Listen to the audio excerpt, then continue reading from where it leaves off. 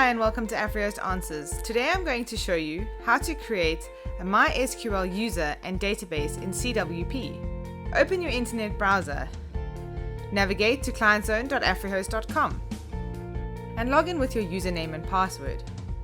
Select the Hosting tab. Select the domain you want to access. Click on Website Manager and then select Login to Website Manager. Once in CWP, scroll down. Under the SQL Services section, select MySQL Manager. At the top, click Create Database and User button. Fill in the details of your new database. Enter the database name and create a password or select Random to generate a random secure password. Then click on Create New Database. A pop-up message will appear to state that the database has been created successfully. The new MySQL user and database you just created will then appear in the MySQL Manager list.